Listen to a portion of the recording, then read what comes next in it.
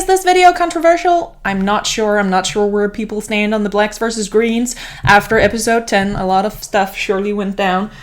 But I feel like the majority of people out there are Team Black, and I certainly would like to be Team Black, because it seems like the cooler side, right? And especially with the writers having gone out and being like, Rhaenyra is punk rock and Alicent is women for Trump, and you're like, okay, well, I know which side I feel like you don't want me to root for.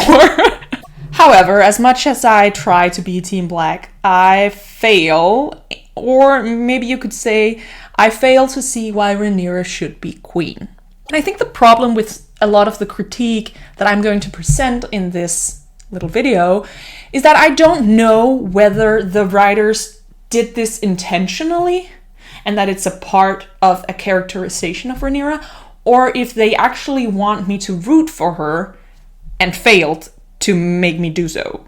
Before we get any further, I want to make sure that you understand that I like House of the Dragon. I think it's a phenomenal show. I think it's one of the best shows out there. It doesn't reach the level of the first 4 seasons of Game of Thrones, but, you know, few things out there get to the level of Game of Thrones. So House of the Dragon is still a phenomenal show. However, say one thing for Gry Randfeld and one thing only. Say that she's critical. So, of course, House of the Dragon isn't gonna miss my radar. That's just not happening. Let's talk about it. So who is Rhaenyra? When we get introduced to Rhaenyra, she's young, but she's also bold. And it feels like Rhaenyra has this untapped potential and she's just waiting her turn, flying her dragons, being bold, doing what she wants, being sassy. And it feels like she wants to be heir, but then she is made heir. And understandably, it seems she gets a little scared, but at the same time, a little self-righteous. She's like, I want to be heir. He should make me heir, but now I am the heir, but nobody will really acknowledge me as heir, so I'm not really the heir. And then she spends a few years being like, well, I'm not really the heir because I'm a woman, so nobody will want me in the end. My father's gonna make someone else the heir, blah, blah, blah. And at the same time, all throughout the story, Viserys is too hesitant. This is my favorite thing about Viserys as a character, is that he has that moment where he is like, I wish I had been tested so that I could prove myself as king.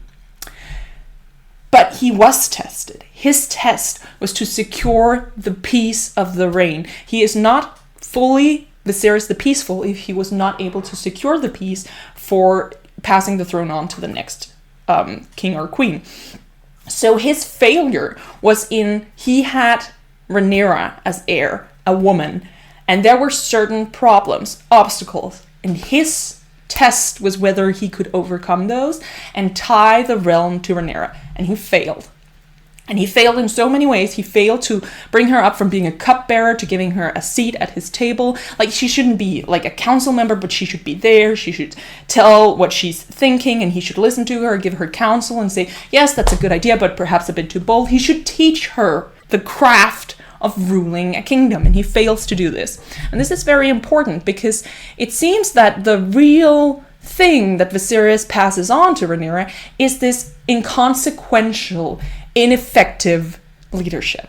And this is a very interesting thing when we look at episode 10, where Luke is afraid because he doesn't think he can actually rule Driftmark, and it makes a lot of sense. He has a lot of insight into himself, like, I'm not a good sailor, I shouldn't be the one ruling the fleet. And Rhaenyra tells him 2 things that are very interesting. The most important thing is that she says that Viserys looked out for her just as she will now look out for Luke. And that is a blatant lie. Viserys did not actually prepare Rhaenyra for anything. He didn't prepare the people around her, and he didn't prepare her. So that is self-delusion on Rhaenyra's part. And this is where I'm unsure of whether the authors are aware that this is a self-delusion, or if they actually are like, yeah, let's root for Rhaenyra. She really grew with her role, because she has not grown.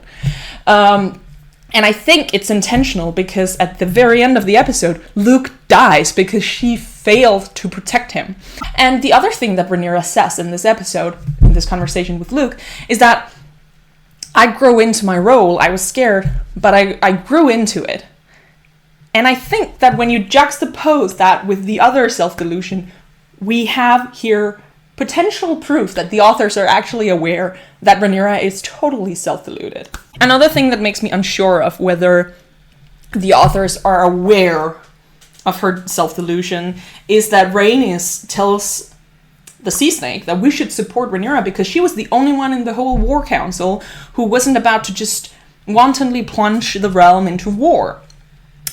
And she says this, and I think the narrative with the way that the Sea Snake goes in and acknowledges Rhaenyra, and the whole way that they build it up with Daemon throughout the episode, almost viewing him as like being too eager to go into war, it kind of feels like the authors want me to believe what Rhaenys is saying, but then because Rhaenyra fails to actually take this situation seriously, her son dies. And Rhaenys did the exact same thing in the last episode, hesitating to plunge the country into war, thus not killing the Greens, which she should have done.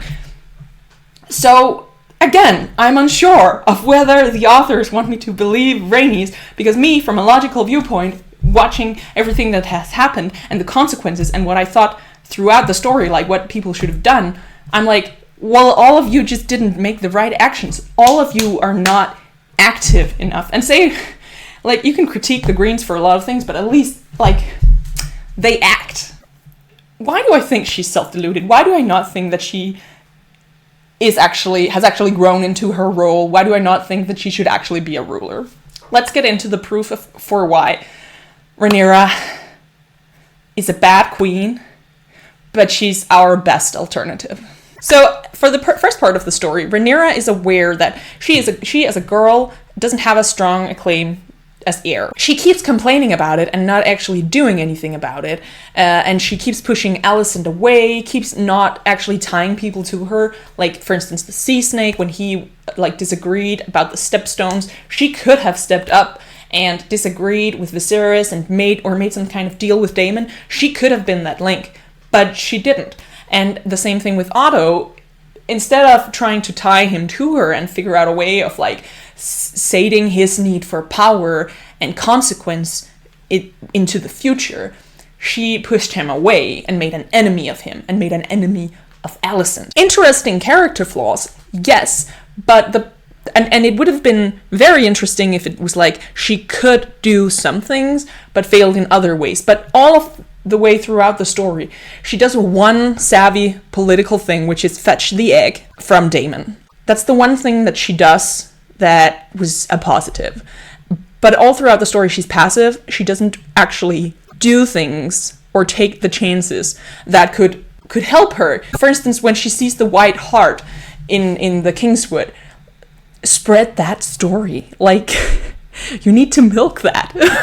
You need to make Kristan tell that story to people, make that your symbol. You need to build up a cult of love around you. You need to tie people to you. When you go out to find your husband, you need to use that journey, not just to find a husband, but to bind all of the people that you're visiting to you. But she doesn't actually try to make people love her. Then later, she emotionally knows that she wants Daemon. She knows that they could be politically a strong dynamic. But then she does nothing about it. And instead, she ties herself to Driftmark through marrying Rhaenyra, but then fails to actually tie his family to herself, and fails to keep up relations with Daemon and his wife. Then she does not have children with her husband. This is a big failure on the show, to not show us how much Rhaenyra and her husband struggled to have children. Because I hope really they really tried. Bring another dude into the bedroom and just make him come inside her. It can't be that hard. Use a turkey baster. You get creative, But then instead of simply not having children with him, she goes and has children with another dude. And she doesn't even at least try to find a black guy to have children with, to get at least children that sort of look like him. She's not bold. She's just reckless and doesn't really care for the consequences of her actions when she gets these children. Because if she was bold, if she was actually You know, the way that the internet user is like, oh yes, queen, you have this modern family. But this was not by choice. This is like the least bad situation that she could think of that would still fulfill a political purpose. If she was savvy, if she was bold, she would go out and be like, who cares who the father is? I'm Rhaenyra Targaryen, I'm the heir. What matters is who their mother is. She had went to Viserys and been like honest about it all and said, you have to actually support me as the heir. You can't just cut me off. You need to help me make sure that Jace and Luke become these beloved princes and then really build up a following around the princess. You could have done that. Like, fuck. If Daenerys, she built so much love around her as a person. If she had had children with 3 different men, people wouldn't care. People would be like, yeah, whatever. Who she picks as heir is the heir. And that's what Rhaenyra needed to do. And I realized that Daenerys and Rhaenyra have completely different situations. Daenerys was in a very particular spot where she was able to seize power in a particular way and build a cult around herself. So I realized that they're different. But the point is that if you build love around yourself and respect, people will follow you and they won't really care about all of that stuff. The video died at this point, so we're just gonna be continuing with audio, but who are we kidding? You rascals don't even watch YouTube, do you? You listen to it like it's a podcast, so get your headphones and go do your dishes and we'll continue. That is Rhaenyra's great failure, that she doesn't actually seem to accept the world that she lives in. And you might go, well, the world shouldn't be that way. The world shouldn't be that male chauvinistic. She should be free to do as she pleases. Yeah. Sure, but that's not the world she lives in. As a politician, she has to navigate the waters that she's in. Just look at how she just allows her suitors to wantonly murder each other. She just walks out of the room, not being like, I will not have this. I would have you all serve me respectfully and maybe punish the guy who killed another guy. Like, do something, pay compensation to the guy who was murdered. But she just fails to show who she is. Because who she is just inconsequential.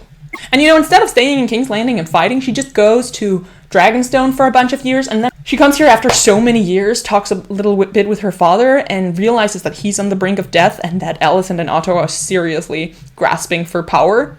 What does she do? Go back to Dragonstone! What are you doing?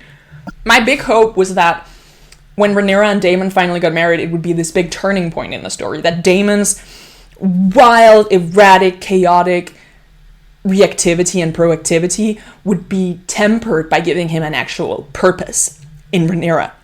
And that Rhaenyra's inactivity and passivity would finally be pushed aside, and that she would have like a helping hand in Daemon, that they would make each other stronger and become like a power couple.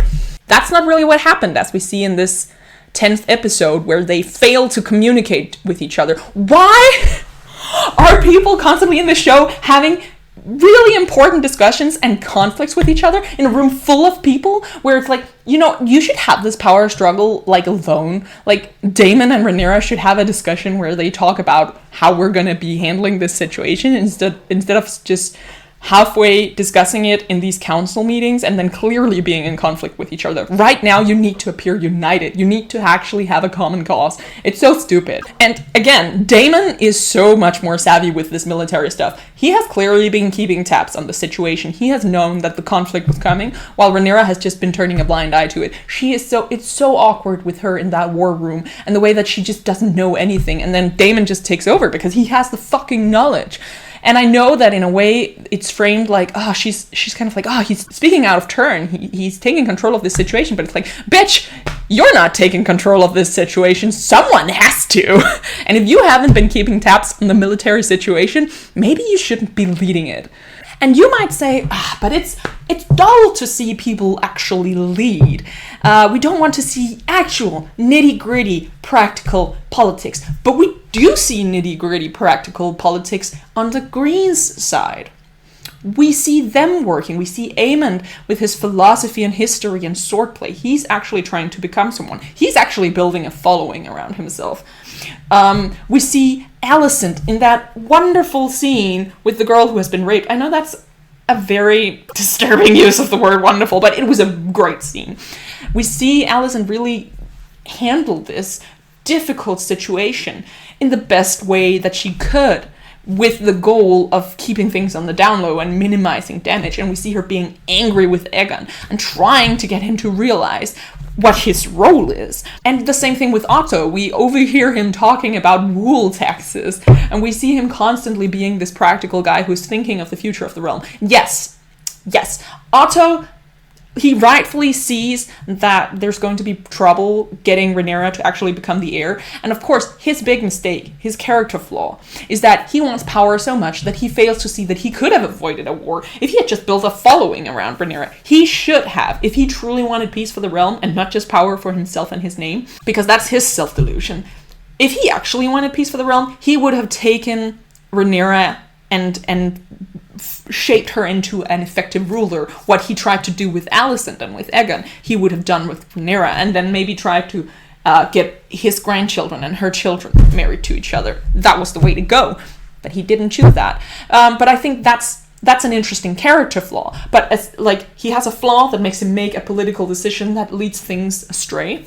But around that, aside from that, he's an effective leader. And I wish that was how Rhaenyra was constructed, that she had character flaws that made her push Alicent and Otto away and made her not see her father's mistakes, but that still she was capable in other areas. So the only reason I'm still ultimately rooting for Team Black is because Aegon is going to be a terrible king. And I think that Jace is going to be a better king. And it's frustrating in this show where symbolically Alicent represents the Greens, Rhaenyra represents the Blacks, and it's sort of put up as like it's these women who are the front figures and who are against each other. But ultimately, my choice for which side should win is about the sons. So as I've said, there's ample evidence in the story, looking at the person, Rhaenyra, in her world, that she is an ineffective leader. But let's talk about how the writers want us to think of her. I think the writers want us to think as Rhaenyra as the best option.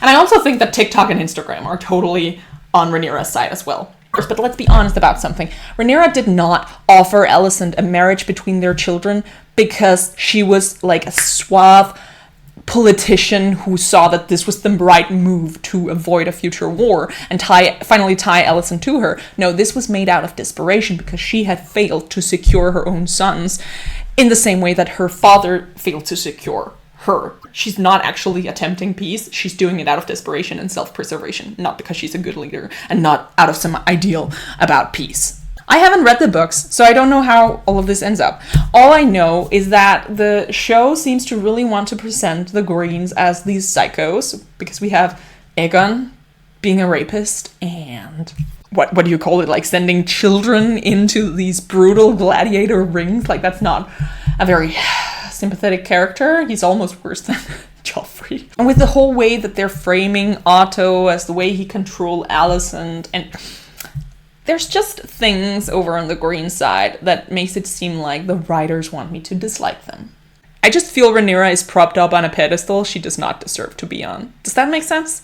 Like, people really love her, and I'm like, but why? She's not a Daenerys. She didn't free a bunch of slaves. She didn't have these ideals of a better world. She just like, well, there's a throne, and I think I should sit on it because I'm a Targaryen. That's basically like the entitlement in her character is so frustrating, and it's so frustrating that she's propped up as she is, as like this feminine icon. Rhaenyra scorned her duty. She didn't bring a rightful heir to Laenor, and she never really tied Driftmark to her. She never really cared about securing those ties she's now suddenly talking about in episode 10 with Stark and the Eyrie and with Baratheon.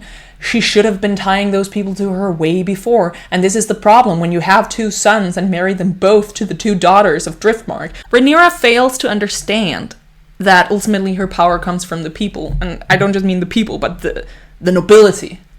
And she has to serve those and tie those to her. She fails to see that her father was not a good king. He wasn't an effective king. He just wasn't a bad one. And that's the only reason I'm still sort of Team Black. Because at least Rhaenyra will just not be as bad as Aegon.